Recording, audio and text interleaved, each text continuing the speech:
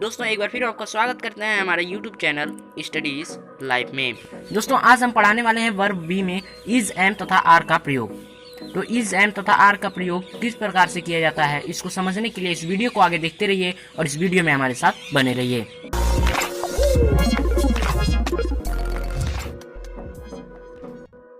तो दोस्तों आपको पता ही है कि वर्ब का अर्थ होता है क्रिया। ठीक, ये तो आपको पता है कि वर्ब का अर्थ होता है क्रिया।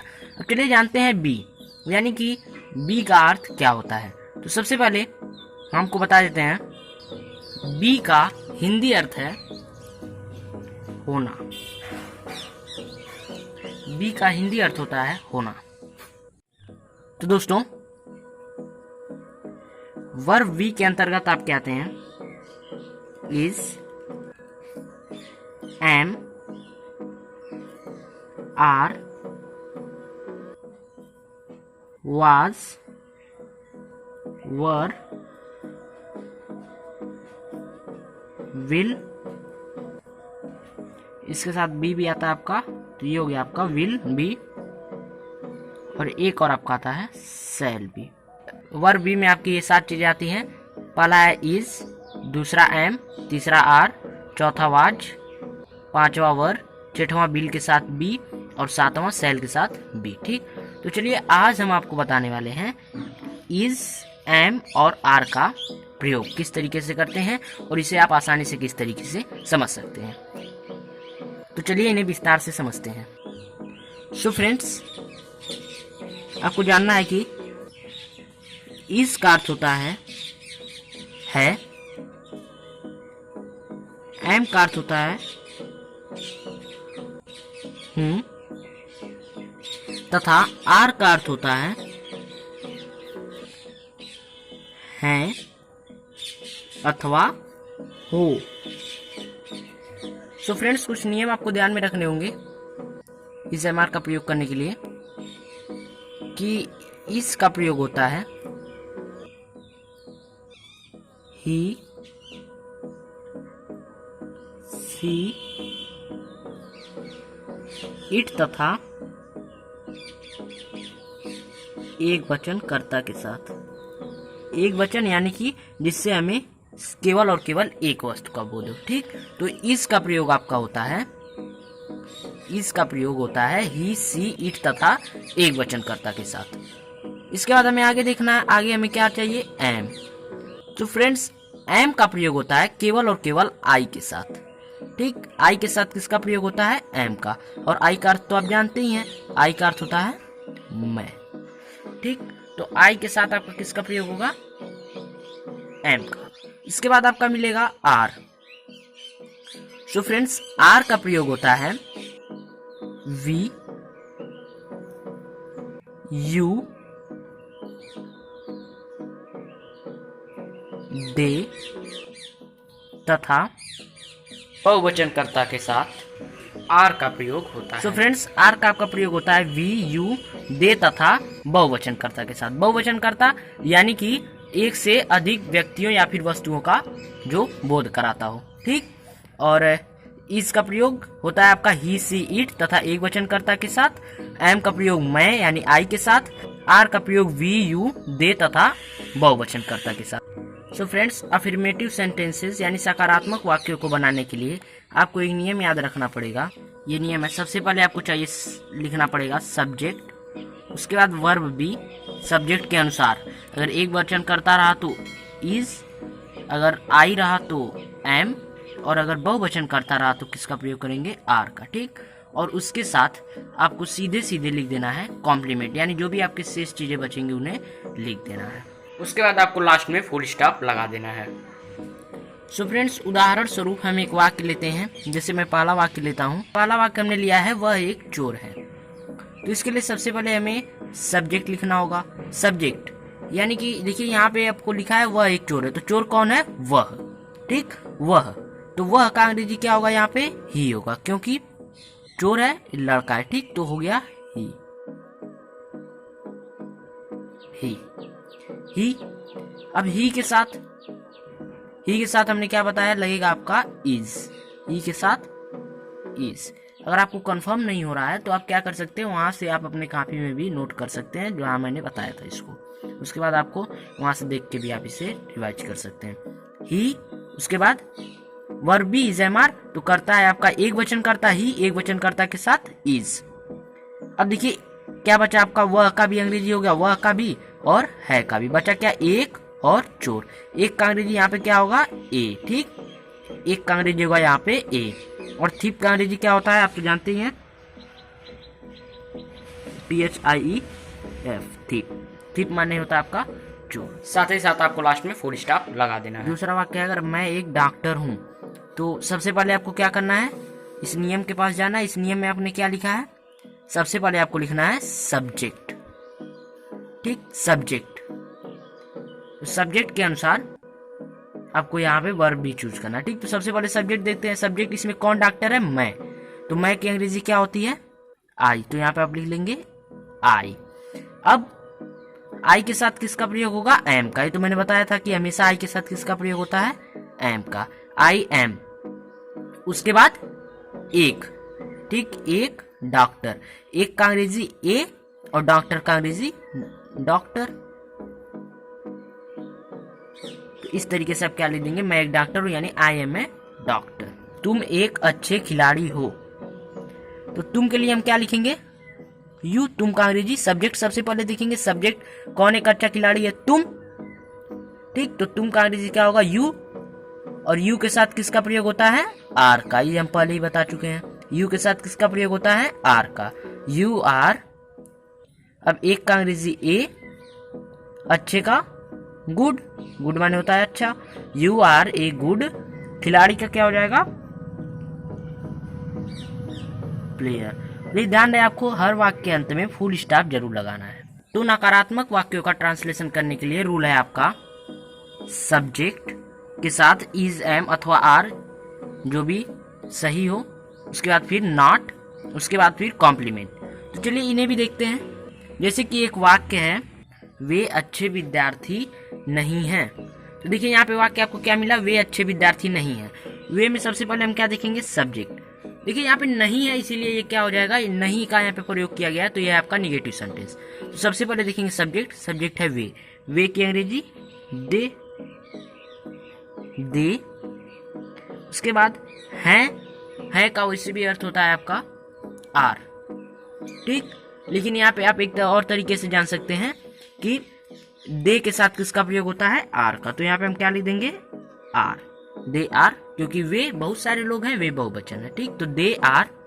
उसके बाद फिर नॉट, नॉट का प्रयोग, ठीक, नहीं है तो नॉट, दे आर नॉट।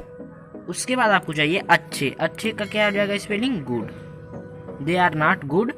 विद्यार्थी, स्टूडेंट्स। अब यस यहाँ क्यों लगा, क्योंकि यहाँ पे देखिए दे बहुवचन है, तो यहाँ पे जो आपका स्टूडेंट है ये भी बहुवचन हो जाएगा। तो बहुवचन में क्या लिखेंगे, स्टूडेंट को स्टूडेंट्स। जैसे एक वाक्य मिला आपको, मैं तुम्हारा दोस्त नहीं हूँ, तो मैं का अंग्रेजी क्या लिखेंगे हम, आई।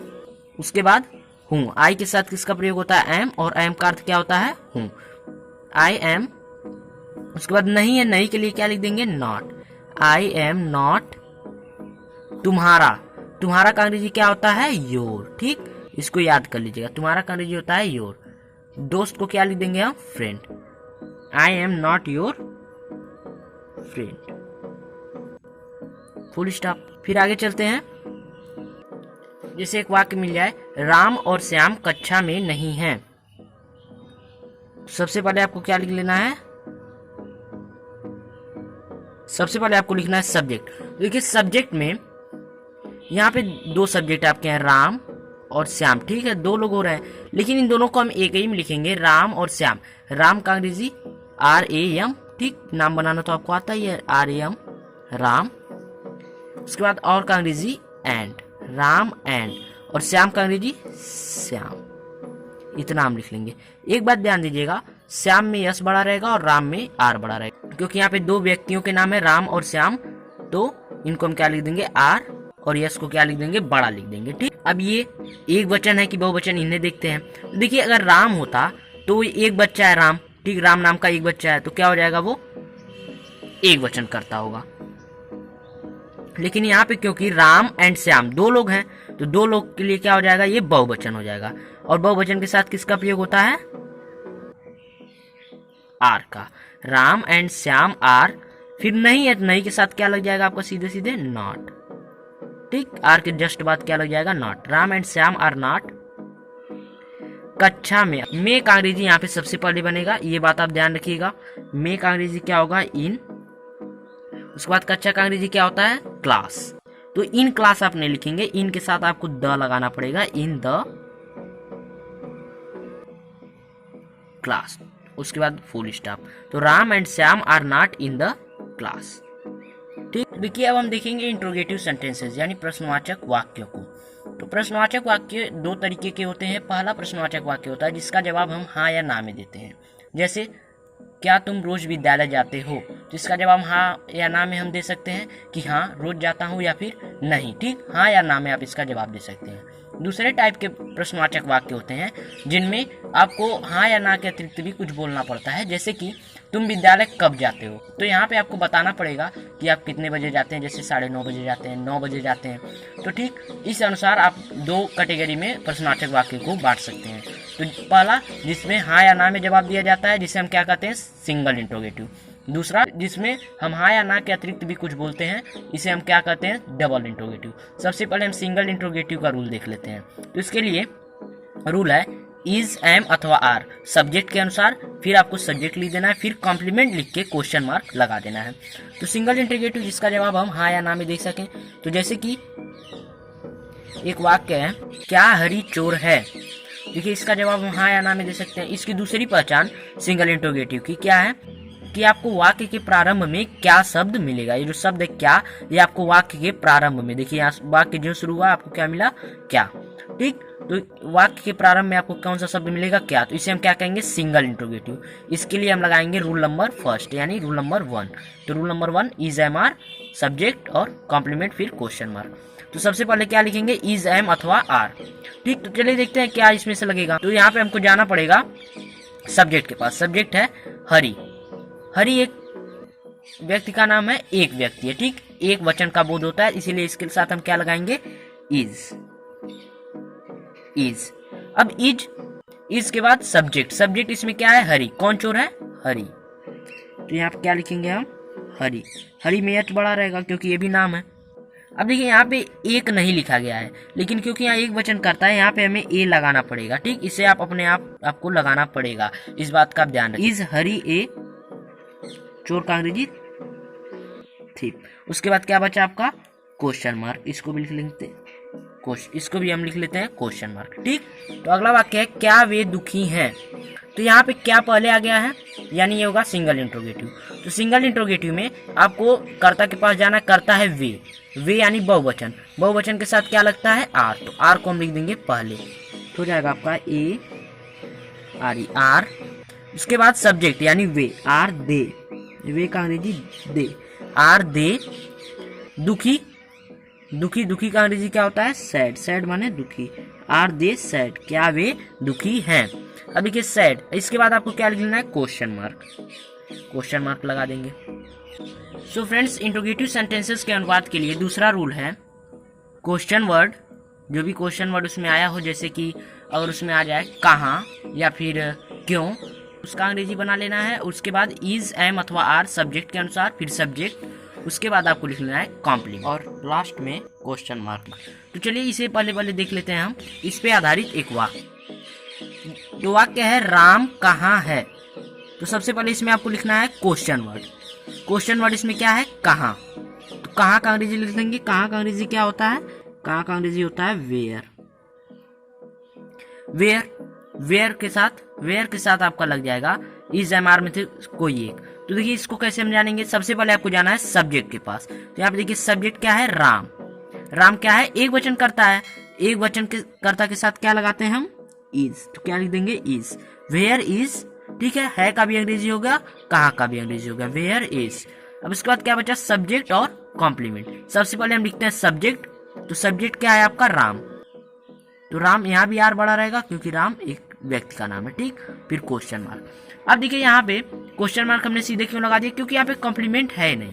ठीक, सीधे आपके 3 शब्द है, 3 शब्द आपके बन गए, कॉम्प्लीमेंट है ही नहीं, तो यहाँ सीधे सीधे आप क्या लगा देंगे, क्वेश्चन मार्क। अब एक और वाक्य देखते हैं।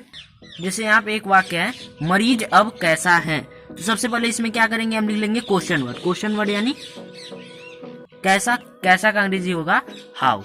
हाउ के साथ आप क्या लिख लेंगे, इज, एम अथवा आर। चलिए इन्हें देखते हैं। तो देखिए मरीज कैसा है, तो एक मरीज की बात हो रही है, तो ये क्या होगा, एक वचन करता है। इसके साथ हम क्या लिखेंगे, इज, तो लिख लेंगे हाउ इज, है भी हो गया। अब इसके बाद सब्जेक्ट लिखना है। सब्जेक्ट क्या हो जाएगा, मरीज, the patient. How is the patient, मरीज का हो गया पेशेंट, कैसा का हो गया हाउ, है का हो गया is, how is the patient. ठीक, अब क्या आपको लिखना है, कॉम्प्लीमेंट। कॉम्प्लीमेंट में आपका बचा अब का हो जाएगा नाउ। नाउ अब का स्पेलिंग हो गया नाउ। उसके बाद क्वेश्चन मार्क तो आपको लगाना ही है। तो दोस्तों आप स्क्रीन पे आ रहे इमेजेस का स्क्रीनशॉट लेकर इन्हें अपनी स्टडी तथा रिवीजन के लिए यूज कर सकते हैं, या फिर डिस्क्रिप्शन में दी हुई लिंक से आप इन्हें डाउनलोड भी कर सकते हैं। साथ ही साथ आप एनसीईआरटी की बुक्स से भी रिवीजन कर सकते हैं, जिनको डाउनलोड करने के लिए मैं एक वीडियो पहले ही बना चुका हूं, जिसे आप डिस्क्रिप्शन में दी हुई लिंक से जाके देख सकते हैं। दोस्तों अगर आपने अभी तक हमारे चैनल को सब्सक्राइब नहीं किया है तो सब्सक्राइब जरूर कर लीजिए, जिससे हमारे द्वारा अपलोड किए गए वीडियोज़ की जानकारी आपको सबसे पहले मिले। अगर ये वीडियो आपको अच्छा लगा तो लाइक और इसे अपने दोस्तों के साथ शेयर जरूर कीजिएगा। अगर आपके पास कोई सुझाव या शिकायत है तो कमेंट जरूर कीजिएगा। सो बाय फ्रेंड्स, मिलेंगे अगले वीडियो में, तब तक के लिए कीप वॉचिंग, कीप स्माइलिंग।